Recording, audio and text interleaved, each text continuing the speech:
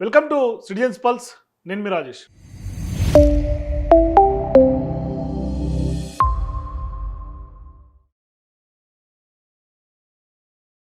తెలంగాణ రాష్ట్రంలో గత 10 ఏళ్ల బీఆర్ఎస్ పార్టీ పాలనలో అప్పటి ముఖ్యమంత్రిగా ఉన్నటువంటి కేసీఆర్ గారు కోవిడ్ టైంలో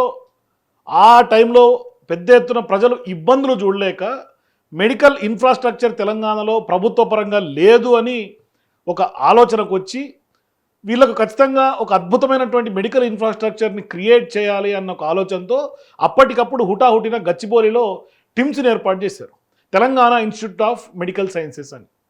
అయితే ఆ యొక్క కోవిడ్ వరకే ఈ యొక్క ఇన్ఫ్రాస్ట్రక్చరు లేకుంటే ఆ రోజు పురుడు పోసుకున్నటువంటి టిమ్స్ ఆ రోజుతో ఆగిపోకూడదు.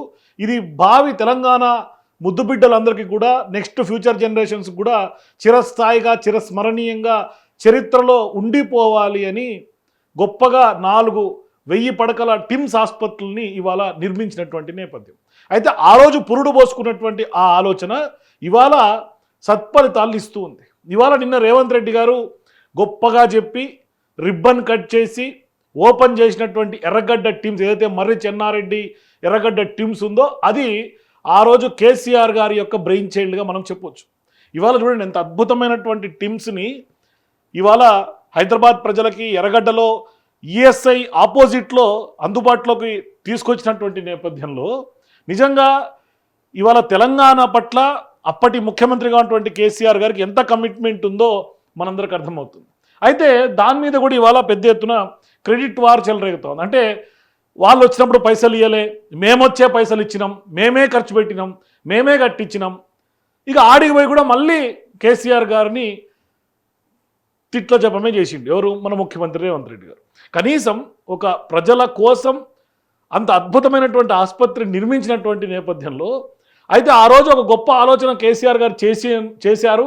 చేసిన తర్వాత ఇవాళ అందుబాటులోకి తీసుకొచ్చాము, ఆ అవకాశం నాకు దక్కింది అని చెప్పాల్సింది పోయి ఇవాళ మీరు ఫామ్ హౌస్లోనే ఉండండి, మీరు అక్కడే ఉండండి, మీరు ఇట్లనే ఉండండి, మేము మళ్ళీ అధికారంలోకి వస్తాము అంటే దీన్ని రాజకీయం చేసే ప్రయత్నం రేవంత్ రెడ్డి గారు చేస్తుంది. అంటే ప్రజల అభివృద్ధి కోరుకుంటున్నటువంటి నేపథ్యంలో అభివృద్ధి సత్ఫలితాలు ఇస్తున్నటువంటి సందర్భంగా రాజకీయం చేయొద్దు. క్రెడిట్ వార్లో మీరు క్రెడిట్ తీసుకోవాలనే ప్రయత్నం చేయొద్దు. ఇవాళ ప్రజలకు అందుబాటులోకి తీసుకొచ్చారో ఒక గొప్ప ఇనిషియేషను ప్రభుత్వం అంటేనే అది నిరంతర ప్రక్రియ. సరే ఇవాళ ఆనాడు కేసీఆర్ గారు స్టార్ట్ చేసినటువంటి టీమ్స్ని మీరు పూర్తి చేసినారు, సంతోషం. అది ప్రభుత్వం అంటేనే నిరంతర ప్రక్రియ కదా. ఆ క్రెడిట్ని మీరెందుకు గ్రాప్ చేసే ప్రయత్నం చేస్తున్నారు? ఇవాళ ఎవరైనా కాదన్నారా? అది ఖచ్చితంగా చరిత్రలో ఆనవాళ్ళను చెరిపేయలేరు కదా. ఎవరు ప్రారంభించారనేది శిలాఫలకం ఉంటుంది, మొత్తం ఆన్ రికార్డ్ ఉంటుంది కదా. ఇవాళ ఎవరు ఓపెన్ చేశారో ఆన్ రికార్డ్ ఉంటుంది. మీరెందుకు క్రెడిట్ తీసుకుంటున్నారు అనేది ఇక్కడ ప్రధానమైనటువంటి క్వశ్చన్.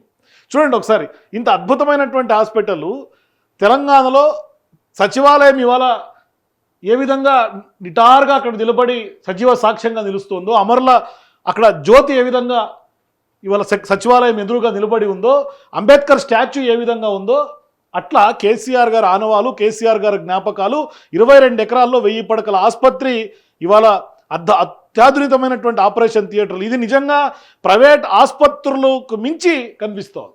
మీరు ఉన్న రోజులు బీఆర్ఎస్ పార్టీనో లేకుంటే అప్పుడున్నటువంటి నాయకత్వాన్ని ఎట్లా మీరు విమర్శించారు? ఏదేదో విమర్శించారు కదా. ఇవాళ ప్రజలకు నిజంగా అందుబాటులోకి వచ్చింది కదా. ఒకసారి చూడండి రేవంత్ రెడ్డి గారు నిన్నేమంటారు. రాబోయే సంవత్సరంన్నర తిరిగే లోపల 2027 డిసెంబర్ 9 తారీఖు లోపల Osmania hospital, Alwal, LB Nagar and Warangal ప్రతి 6 నెలలకు ఒక హాస్పిటల్ ని పూర్తి చేసి ఏ కార్పొరేట్ హాస్పిటల్ కూడా మన ప్రభుత్వ ఆసుపత్రులతో పోటీ పడలేని విధంగా తీర్చిదిద్ది ఒక్కొక్క హాస్పిటల్కు ఒక్కొక్క డైరెక్టర్ను నియమించి ఆ డైరెక్టర్ పర్యవేక్షణలో ఈరోజు నిమ్స్ అందిస్తున్న సేవలకు పోటీగా ఈరోజు ప్రపంచంలోనే నిమ్స్ హాస్పిటల్కి ఎయిమ్స్తో పోటీపడి సేవలు అందిస్తున్న గుర్తింపు ఉన్నది.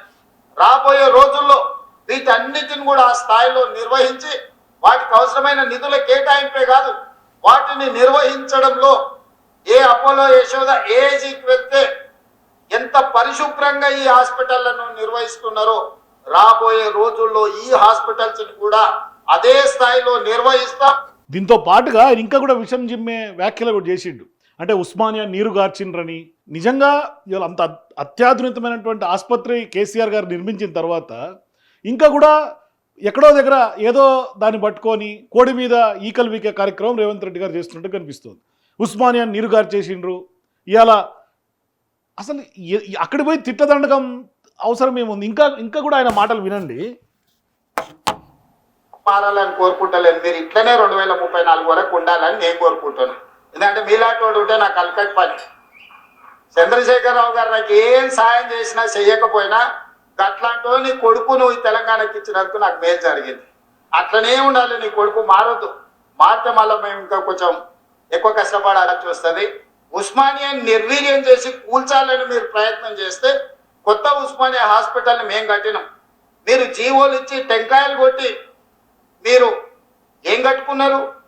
1000 ఎకరాలల్లా ఎర్రవల్లిలో ఫామ్ హౌస్ కట్టుకున్నారు ఒక్కరోజు. ఈడికొచ్చి కూడా సేమ్ అదే బురద జల్లుడు మాటలు. ఇంకా కూడా ఫామ్ హౌస్ ఇంకోటి మరోటి. ఇవాళట కేసీఆర్ గారు ఏం మేలు చేయకపోయినా అట కేటీఆర్ గారిని రాష్ట్రం మీదకి పంపిండట. ఏమన్నా మాటలా? ఇవాళ కేసీఆర్ గారు కట్టినటువంటి ఎన్ని జ్ఞాపకాలు హైదరాబాద్లో ఉన్నాయి. ఎంటైర్ తెలంగాణ వాళ్ళ ఫలితాలు అనుభవిస్తున్నారు. ఇవాళ ప్రతి దాంట్లో రాజకీయం అంటే ప్రజలకు అర్థం కావట్లేదు అనుకుంటున్నారా? ప్రజలు చూడట్లేదు అనుకుంటున్నారా? నాకైతే అర్థం కావట్లా. ఇంకా గొప్ప విషయం చెప్తా చూడండి. ఈరోజు మేము కట్టామని చెప్పినటువంటి పెద్ద మనిషి కేవలం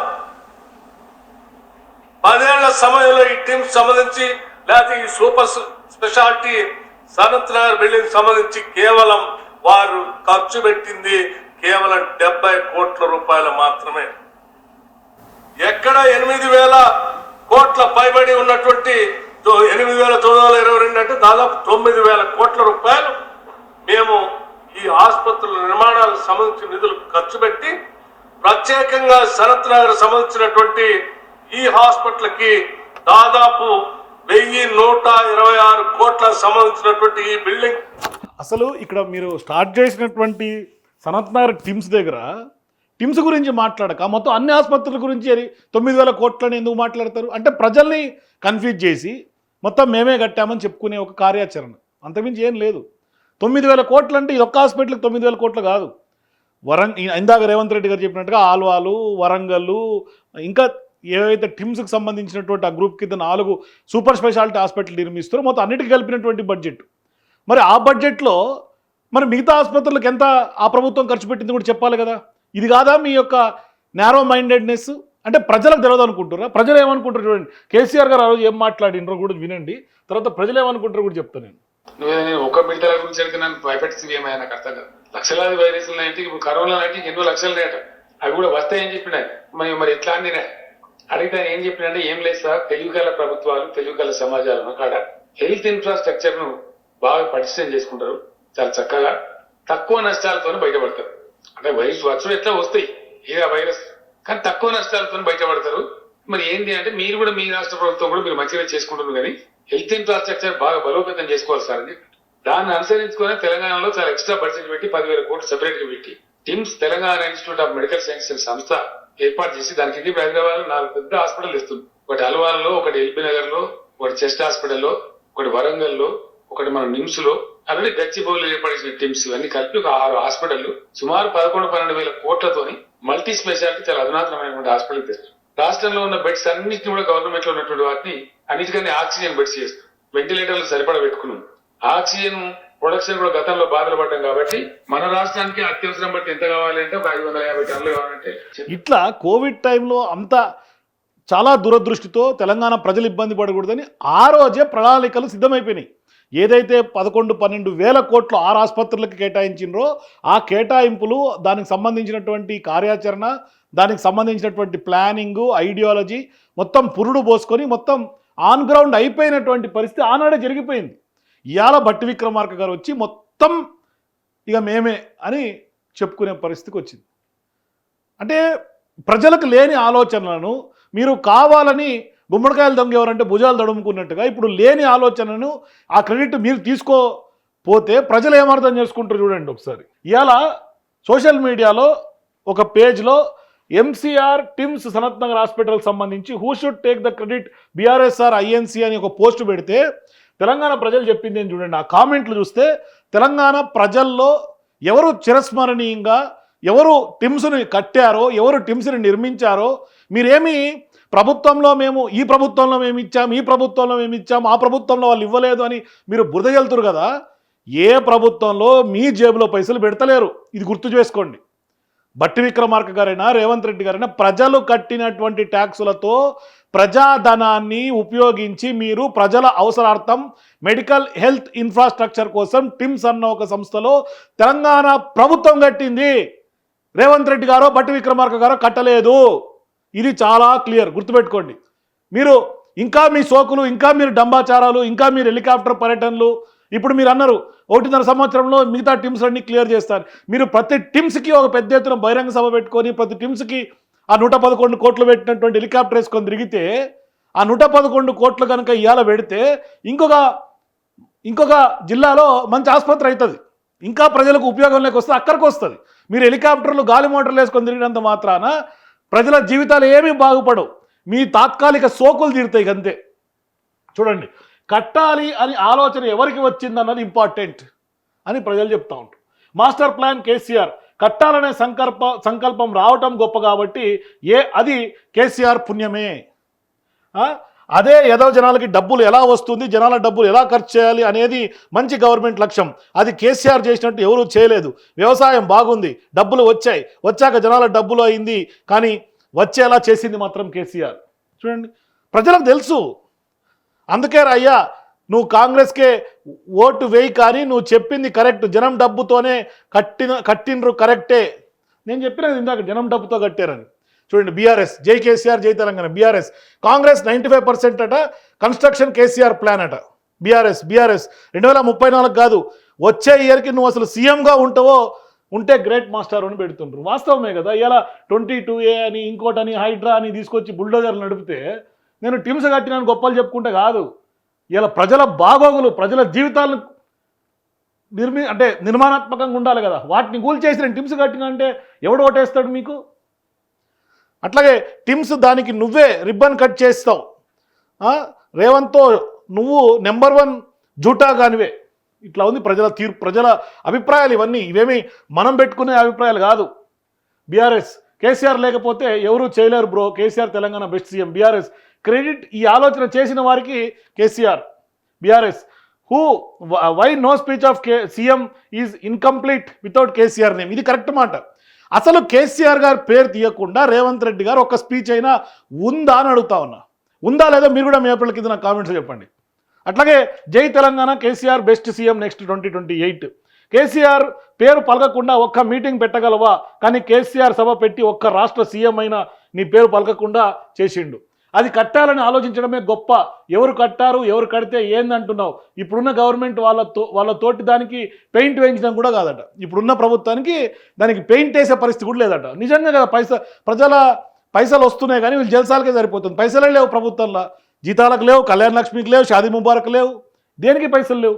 ప్రజలకు మంచి వైద్య సేవలు అందించాలని ఒక ఉద్దేశంతో ఆ రోజు కేసీఆర్ గారు హైదరాబాద్కు నలుదిక్కుల 4 హాస్పిటల్స్కు, వరంగల్లో ఒక సూపర్ స్పెషాలిటీ హాస్పిటల్ను శరవేగంగా పనులు జరిపిన విషయం అందరికీ తెలిసిందే. ఈరోజు ఏ ఒక్క రోజు కూడా ప్రజల గురించి పట్టించుకొని కాంగ్రెస్ ఈరోజు హాస్పిటల్ను ప్రారంభించి తామేదో గొప్పగా చేశామని చెప్పుకోవడం చాలా దురదృష్టకరం అంట. కరెక్ట్. అంటే మీరు ఏదో సభలు పెట్టి నేనే కట్టినా, నేను ఇంత ఇచ్చినా అంటే ప్రజలకు అన్నీ తెలుసు. ప్రజల అభిప్రాయాలు ఈ విధంగా ఉన్నాయి. ఇది ప్రజలలో ఉన్నటువంటి అసలైనటువంటి టిమ్స్కి సంబంధించినటువంటి ప్రజాభిప్రాయం. సో మీరు కూడా టిమ్స్ క్రెడిట్ ఎవరికి ఇవ్వాలో మీ అభిప్రాయం కూడా కింద నాకు చూసిన ప్రతి ఒక్క ప్రేక్షకులు కామెంట్స్ రూపంలో తెలియజేయండి. అట్లాగే టిమ్స్ వెనకాల కార్యాచరణ ఎవరిది, ప్లానింగ్ ఎవరిది, ఎగ్జిక్యూషన్ ఎవరిదో కూడా చెప్పండి. For more videos please watch citizens pulse.